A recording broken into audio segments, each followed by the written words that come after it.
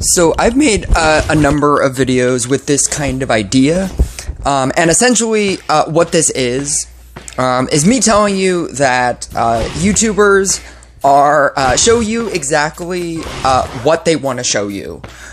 So this is a battle where, like for instance, I could start this video and say like, Shinobi is the new hottest deck that you should be playing right now. It's so good. And here's a video of why it's so good. And, you know, like, all you need to do is run, like, the new school knight statue with this sharpened spear. I'm running sharpened spear, by the way. I'm literally just playing my Blooming Dash Blade Dancer deck, but with Rogue instead of Blooming Dash Blade Dancer. It's literally just the same deck. And I'm going up against a super toxic, like, this is the best counter against Witch and Shaman. And if you're getting, like, screwed over against Shaman and Witch, this is the deck to use.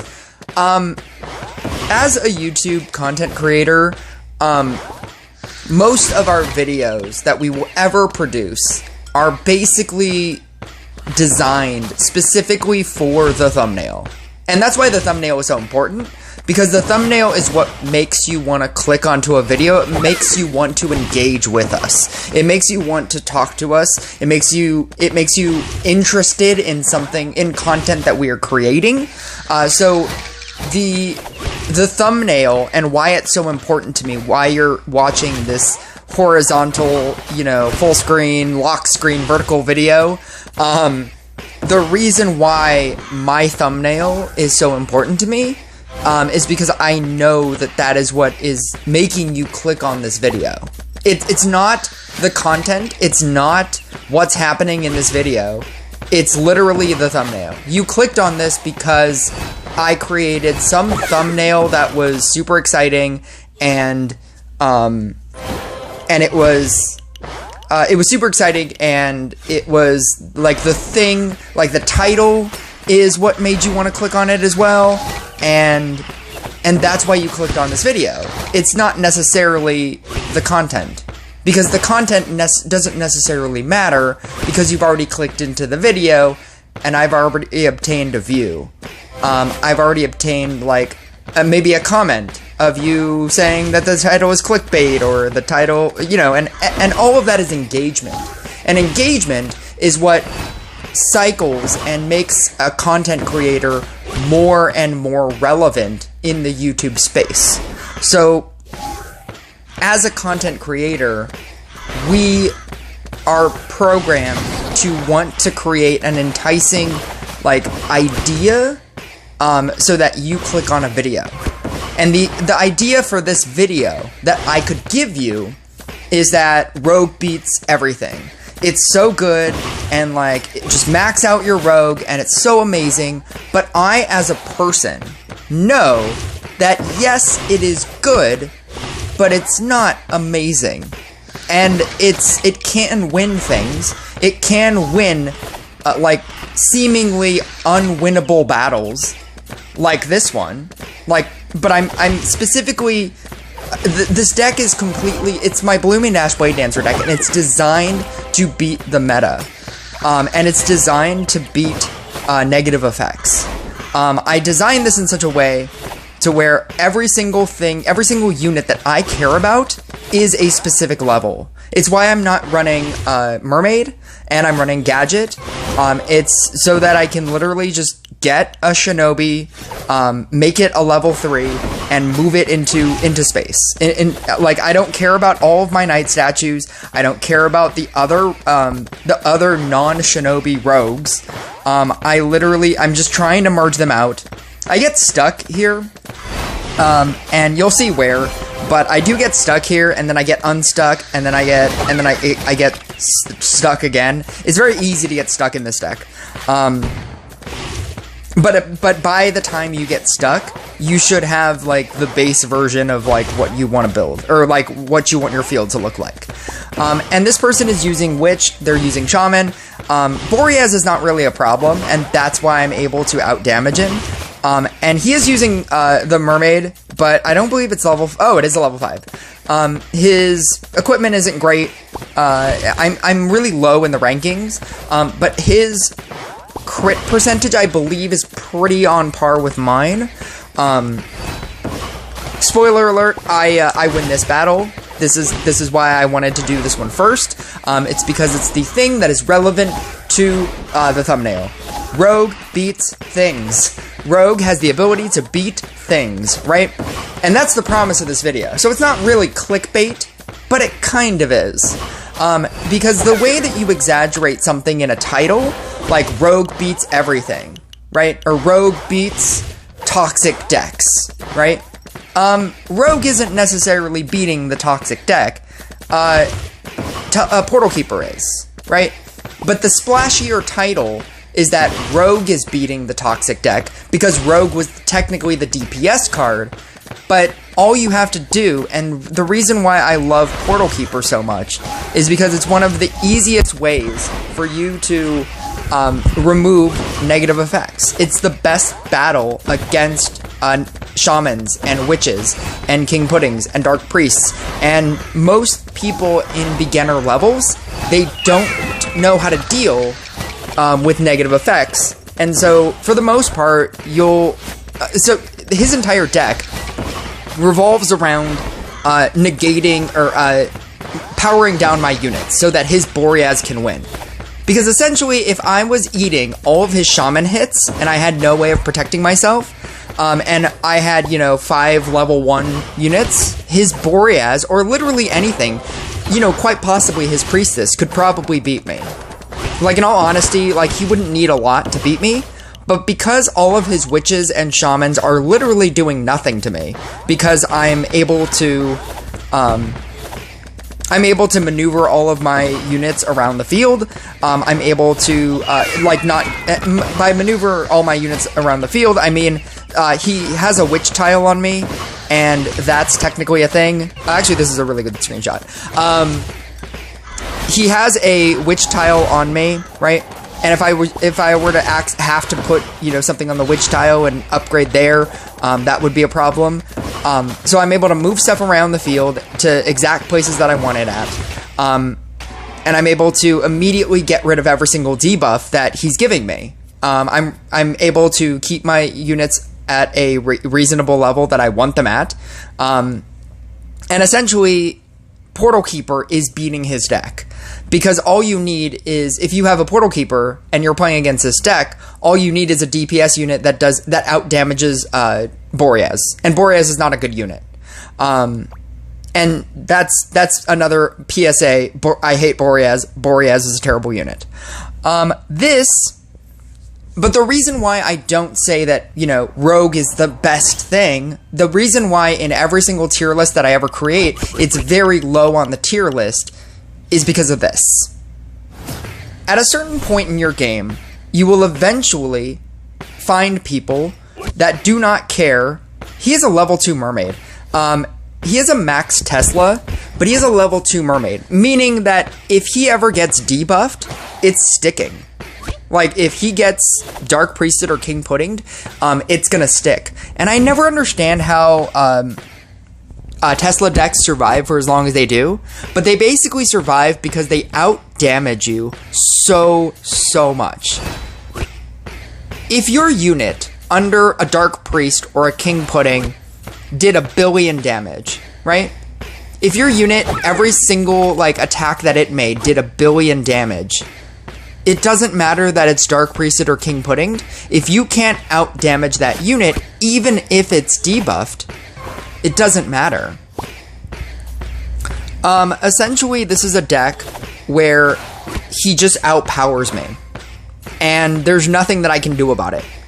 And that's why I will never say that Crystalmancer, Engineer, Rogue, Alchemist, all of these DPS units that are getting talents, it's the exact reason why I will never be able to say they are meta. They don't have an increase in their damage over the course of time. So their damage is essentially capped. Yes, you can increase it with Night Statue. Yes, you can increase it with Dryad. Yes, you can increase it with Trapper and Chemist, and you know, you can use all these like buffing cards, right? But every deck can use buffing cards, and most decks have the ability to increase their damage, like Blade Dancer, like Inquisitor, like Demon Hunter, right? They have the ability with a unit mechanic. All of these legendary cards have a unit mechanic that increases their damage over the course of the game. And if you can't increase your damage over the course of the game, yes, your Knight Statue and your Dryad and your Chemist and your Trapper will push you further into the game. You can get to maybe 100,000 units, 200,000 health units, 300,000 health units, right? But once you start hitting like million damage or million health units, 2 million health units, 5 million health units, 100 million health bosses, like at a certain point, your unit that can't increase its own damage, you will just die to units that just out damage you, which will literally always be legendary units. Because no DPS unit that is a common, epic, or rare has an increase in damage. That inherently has a talent that increases their damage over the course of time. I feel like High Arcanist might. I'm not actually sure if every charge beyond 500 gives Arcanist higher attack. I don't think it does.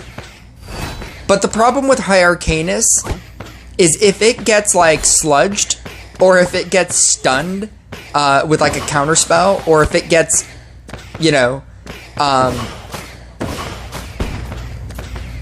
if it gets something like very minimally, like if you're playing against Robot, like you basically just die. If you play against like Minotaur with the stun ability, you basically just die. I think that might be the only one that has the ability to push damage like much harder than most of the other like common epics and rares. But for the most part, like you just get to a point in the game, and I don't think like beginners, people who always like are really excited about common epics and rare DPS units getting talents, I don't think it's a thing that they think about. They think about like, oh wow, Crystalmancer just got units, is it going to become meta? Like that's their question. Or Engineer is so good, you should invest in Engineer. Like whenever I make the statement, like I don't think that you should technically upgrade any of your commons, epics, and rares. You should do it because of crit percentage, right? But people will ask me, should I max talent my Engineer? Should I max talent my Rogue? Should I max talent my Crystalmancer? And my answer is always no. I think that if you have the extra, you know, the extra cores, you can, just because sometimes they're just fun to play, other than your meta deck that you know are playing 24/7, because it is your meta deck and it's your highest, you know, everything deck. It's the deck that you've invested the most in, right? Sometimes you just want to play something else, even if it's weaker. Sometimes you want to just see if you can win a game with like an Engineer, right?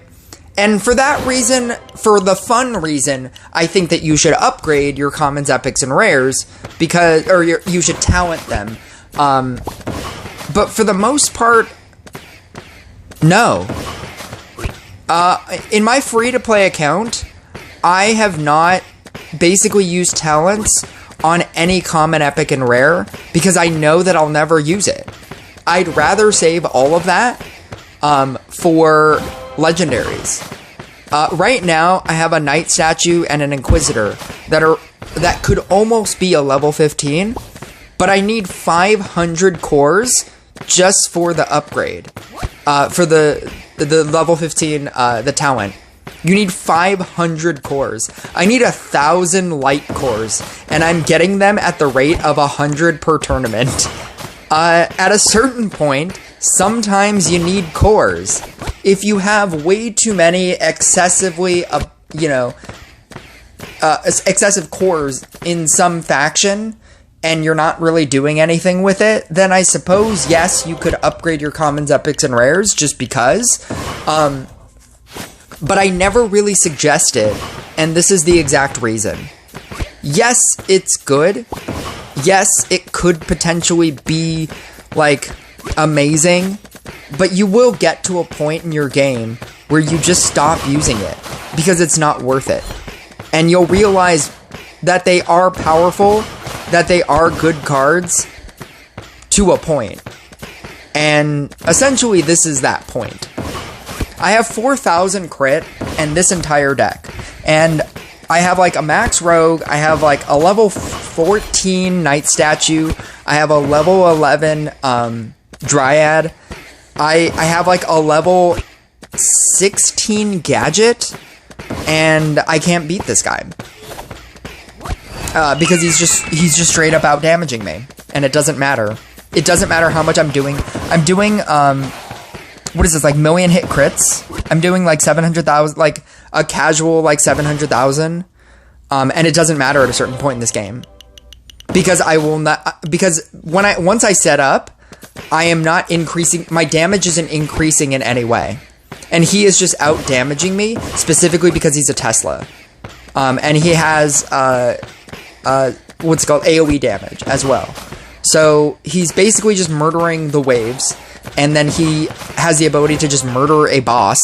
And then with Witch, his Witch is giving him additional damage because of the Gift of the Raven. It's not even a very high Witch. The guy in the previous game had a max Witch, but he was using the Toxic side, which obviously does nothing against me. Damage is actually does more against me because I can't increase my damage, and that's why he is gonna win, and that's why I'm gonna lose. Toxic decks work in the very beginning of your game because nobody is ready for toxic decks.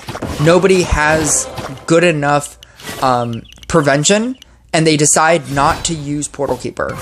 Portal Keeper is the easiest thing to do against most decks in the early portion of your game, because once a player in that range gets a Witch or a Shaman, that becomes the unit that they always use, and then they just play a DPS card. It doesn't matter what it is, they just play some DPS card. And you can battle against that with Portal Keeper.